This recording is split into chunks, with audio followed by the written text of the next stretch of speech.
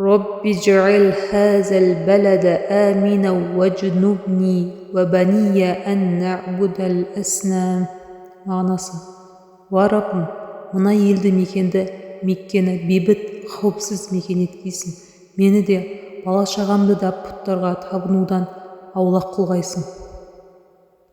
ربنا إني أسكنت من ذريتي بواد غير ذي زرع عند بيتك المحرم ربنا ليقيموا الصلاة فاجعل أفئدة من الناس تهوي إليهم وارزقهم من الثمرات لعلكم يشكرون.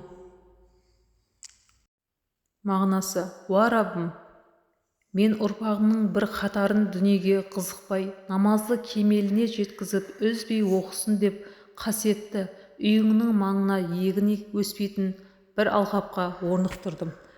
Енді сол ұрпағыма адамдардың бір бөлігінің көңілін түсіргейсің һәм өзіңе шүкіршілік ету үшін оларға кейбір көкөністер мен жемістерді ризық етіп бергейсің.